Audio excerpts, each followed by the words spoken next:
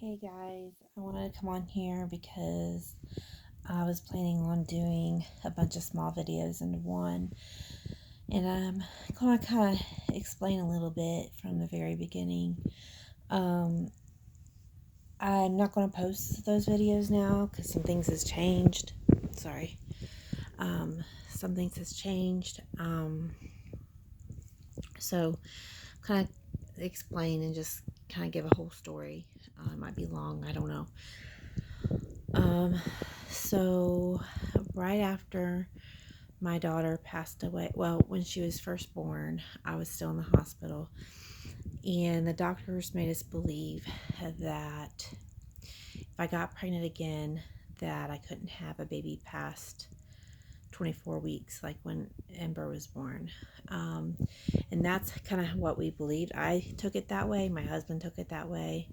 And I think my mom even took it that way, or somebody else did. I can't remember who it was. So we all understood that like they basically said I would have to have a baby early, and I just thought it was going to be that early type of thing. After Ember passed away, I'm trying to be quiet because my husband's getting ready to go to sleep. But after Ember passed away, I decided to try to go to the doctor to get on birth control, because I think it was like my last postpartum appointment, and that's the appointment, like if you want to go on birth control, that's when to do it. And so when I went to go get on birth control, my doctor said I couldn't get on regular birth control because of my the hypertension from the preeclampsia. And they gave me three options. One option was to get an implant in my arm, and I said no way. And another option was to get the IUD, and I said no way. I know people that has had to have emergency hysterectomy or almost like hemorrhaged to death. So I definitely didn't want those two options. And then she gave me a third option of going on a progesterone type of birth control. And basically don't have like all the chemicals and stuff as like a regular birth control. So she said it does really well. When you have high blood pressure, it doesn't affect it any. And like regular birth control makes your blood pressure worse, like higher and stuff. So I'm like, okay, well, I'll take that option. And I started it and took it for about 2 weeks. Then realized what that pill actually does. Regular birth control supposed to stop you from ovulating, so that you don't become pregnant. And the progesterone type of birth control that they put me on doesn't stop you from ovulating. You still ovulate, you still can conceive, you still can have an egg that implants into the uterus, and then it kind of acts like an abortion pill, and it like either makes your uterus shed or acts like a poison to the egg, or the embryo. And so once I realized what it did, I stopped right away. And I'm like, I didn't come this far to go through everything I went to basically abort a baby. I'm not doing that. So we discussed it and we had a long talk trying to figure out what to do. I kept going back and forth, like, because at that point, we had 5 miscarriages and then the loss of our daughter. And so that was 6 pregnancies. And it was just very, very hard. And we decided to, what we was talking about well, maybe I should get my tubes tied. And then my husband's like, well, that's just so permanent. And like, we just kept going back and forth. It was just so hard. We prayed about it, trying to figure out what to do. Like, should we just see what happens? Like, if I get pregnant, I get pregnant. And like, what should we do? So we decided to talk to the doctor to see what would happen if I got pregnant. So I went back to the doctors and try to decide, like, basically come up with a decision of what to do. And she said if I got pregnant, that I can go all the way up to 36 weeks. If I don't get, like, have complications like preeclampsia or whatever. So I'm like, okay, well, what can I do to help prevent preeclampsia? So I went on some special, or not special, but extra vitamins along with my prenatal vitamins. I started taking calcium, magnesium, vitamin D3, omega-3, with the DHA and EPA, vitamin B complex with vitamin C, and I think, and then baby aspirin. She decided this time I'll stick to baby aspirin the entire pregnancy. The pregnancy with Ember, I was only on it till 12 weeks with progesterone, and then they had me go off of both progesterone and a baby aspirin at 12 weeks. Well, this time, like if I got pregnant again, she would want me to stay on baby aspirin the entire pregnancy and then stay on progesterone just a little bit longer to like between 14 and 16 weeks. And then she said something about maybe putting me on heparin, which is a blood thinner, and it's just to help prevent blood clots or restricted blood vessels, which happens in preeclampsia.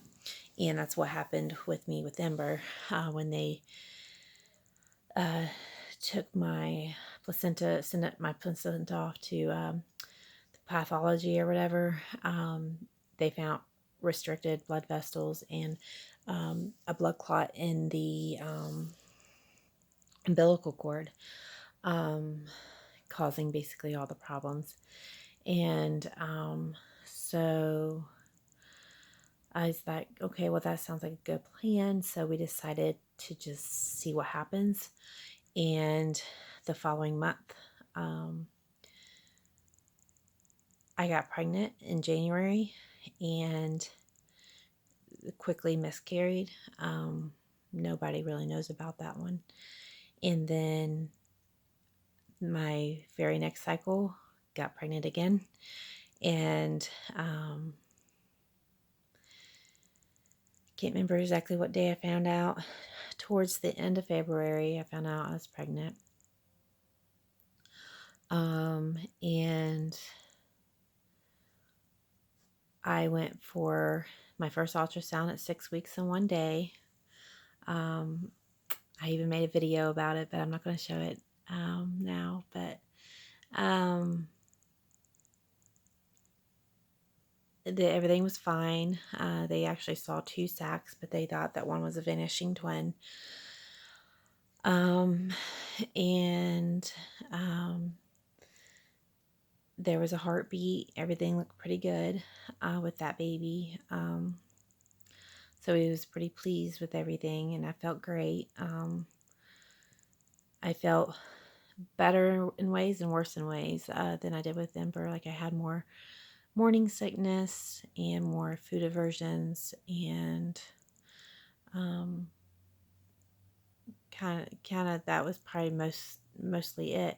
And then I had more energy with this pregnancy than I did with Ember. And so she said, okay, well, we'll schedule you for another appointment in 2 weeks for another ultrasound. And it'll be at 8 weeks. And then once everything comes back okay with that, we'll send you to the high-risk doctor and then start you on heparin. So that was pretty much our plan. I was doing everything I possibly can. And another plan was try not to gain any weight, especially the first trimester. Don't gain any weight. much as possible. I continued walking. I was walking 2 to 3 miles, about four, 4 to 5 days a week, and I was doing really well with that. And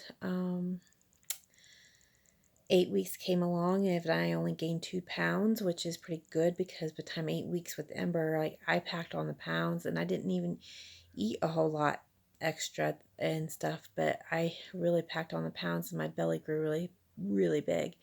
And my belly grew big this time again, but I only gained 2 pounds. With Ember, I gained about 10 pounds by 8 weeks. So I thought I was doing really well.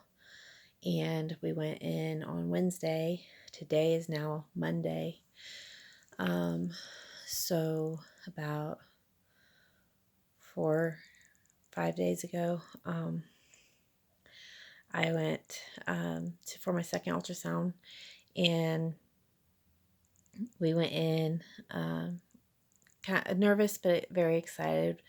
You know, anytime after you have so many losses and stuff and disappointment, you're going to be nervous. So I was nervous, but at the same time I was excited, and I just felt like everything was going well. And I went to go do the ultrasound, and as soon as the baby came on screen, I got excited because it was so much bigger. The baby was so big, so much bigger from before, and it looked like a baby. There was a head, a body, the arms, the legs, and you could see the hands and the feet, and it was so exciting. Got really excited, and all this happened probably within 30 seconds. Got super excited, and then confusion set in because I was thinking, no, the baby should be wiggling, and the baby wasn't wiggling. And then I looked harder, and I'm like, there's no flutter like there was before. 6 weeks and 1 day, there was a flutter. You could see the heartbeat. There was no flutter. And I looked over at the technician, and I said, there's no heartbeat, is there? And she said, no, I'm sorry. And I broke down. I started crying. And I never, with all the miscarriages I had, I never had a miscarriage where the baby died way before I had the miscarriage. The actual miscarriage, like I just miscarried right away. Like I just started bleeding, and so that was like, that's always been the miscarriages that I've had. So I saw a doctor afterwards, after the ultrasound, and it's called a missed miscarriage, when the baby's heart stops beating and there's no sign of miscarriage. I still felt pregnant. I still felt hormonal, still had like cravings, and still felt hungry and sick to chicken and all that stuff. Like chicken made me sick, and I was just thinking, how can this be that that my baby is dead and I still feel pregnant? And so the doctor basically said, you're technically still pregnant. Your body thinks you're pregnant, but the baby's gone.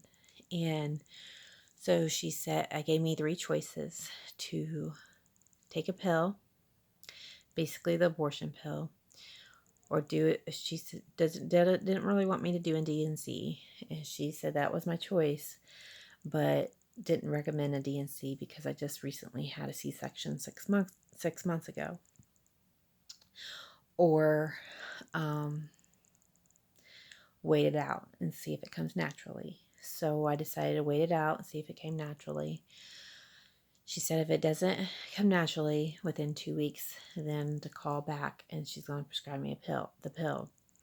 I really didn't want to do that. So I came home and I waited it out. And I had signs. Thursday I had a little bit of light spotting. Friday I had a little bit of light spotting, just like one time, and each day.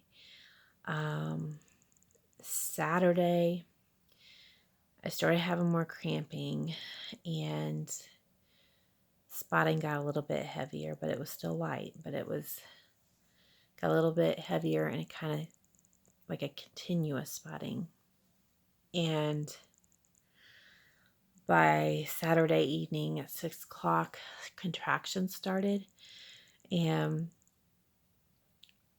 I've had miscarriages before, and I've had like contractions with miscarriages, and I've had pain, but nothing like this. And I'm pretty sure I actually went through labor. Um, it felt like labor, constant contractions. Contractions started coming between 3 to 5 minutes apart, and then it kept getting closer, and then it was like a minute apart and a minute or two apart, and it just continued like through the night. And I was getting exhausted. I would get in the bathtub to soak. I was hoping it would come out in the bathtub. I really didn't want to be one of those women where I miscarried in the toilet, which I've done, but I knew this would be more of a baby or a sac that could come out, like it could be all intact, and so I really didn't want to have it in the toilet. So my plan was to try to have it in the bathtub, and I was in so much pain. I would have like back labor, like lower back labor, and I would my belly would contract, and I would have the pain. I was in so much pain. Everything hurt, even down there hurt, um, in my lady parts, and everything hurt. So I had some Vicodin left over from when I had Ember, when I had a C-section with Ember. So I don't really like to take pain medicine unless I absolutely have to. But at that point, it was around midnight, and I was thinking to myself, this ain't happening anytime soon. So I need to take something to relax myself. If I just relax, maybe it'll start coming naturally. So I took a Vicodin, tried to sleep as much as I could, and I slept pretty good for the situation, I think, because of the Vicodin. And then I woke up. My husband kind of woke me up around like 7 o'clock, I think, Sunday morning, and to see how I was doing. And so I felt like I had to go to the bathroom, like to go pee, and then I went to kind of roll out of bed a little bit. And as I was rolling out of bed, I felt something come out, and I said, I think it's getting ready to happen. And I started having a lot of pain and contractions at the same time as I'm trying to get out of bed. And so I got to the bathroom, and it was just like, it was clots coming out. Um, and I'm like, okay, I don't think this is it yet. I think it's just clots. So I got in the bathtub and soaked for a few hours, and then the pain really kicked in. And it was like, I felt like, to me, the only way I can explain it is like full blown labor. So painful. Finally, when I got fed up with sitting in the bathtub for so long, and I started getting cold and stuff, so I got out, and I'm like, I gotta sit on the toilet. So I sat on the toilet, and as soon as I did, it came out right in the toilet. When I didn't want that to happen, but I got up and grabbed it real quick, and it was full. It was the sac and all. It was fully intact, about the size of a lime. Um, and I ripped the sac open to see the baby and everything. So it was a baby. Everything was intact. You could see the eyes, and you could see the nose forming and the mouth forming. It was see through, so you could see the brain and the spine, the heart, and everything. Couldn't really tell if it was a boy or girl yet. They still had a tail, but definitely was a baby, and we mourned over it. It was rough. So I had a bunch of videos planned to have videos of planning to explain everything leading up to us getting pregnant, of each of the ultrasound appointments, all that, kind of like an announcement. Didn't really happen. So we are at the point where we just give up. We've had a total of 8 pregnancies, and we are pretty much done. So I had genetic testing, and I'm waiting on the results to come back. And leaning towards, we are both definitely done trying to conceive. It's too hard on us, and it's nothing but full of disappointment. There's no hope in it anymore for us. And I need to hurry because this video is getting ready to end.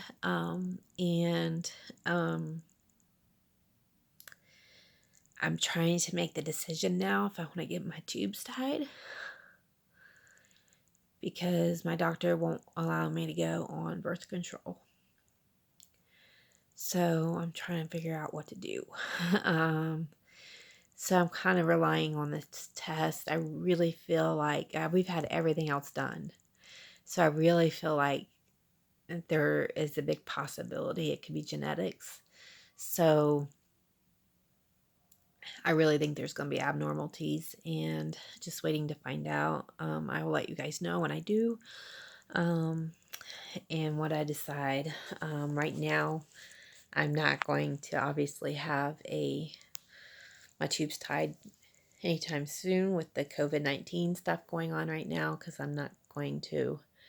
I don't think that they're doing surgeries anyways, unless it's like emergencies right now. So I'm definitely not planning on having it done until the stuff kind of blows over. But that's pretty much where we are. There's some other things that we're praying about right now. Maybe eventually we'll be able to share it with you guys soon.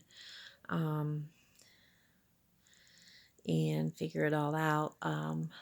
But definitely a lot going on. So I'm still in a lot of pain. This was a very painful process, and I don't know if it's because I recently had a C-section and it made it worse, but everything hurts. My belly, my muscles, everything hurts a lot right now. And today I feels like my entire stomach is vibrating constantly. And I don't know if that's normal or not, but it hurts and it's very uncomfortable. So I kind of wanted to give you guys an update a little bit, because I told you guys I would come back on with a special video. And that special video is not going to happen now. It did not end good. So I kind of want to explain exactly what's going on. Some people thought that I already had my tubes tied, that we could not get pregnant. We did tell people that we wasn't going to get pregnant again right around the time Ember died. And that was because we thought if we did, that we'd have to have a premature baby like her. But she was probably just a fluke. With all the miscarriages and stuff that I had, she was like our miracle fluke. We was able to meet her and see her and hold her.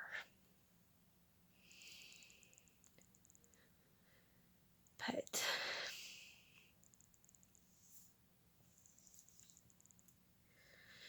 it just isn't meant to be. And wanted to come on here to explain that.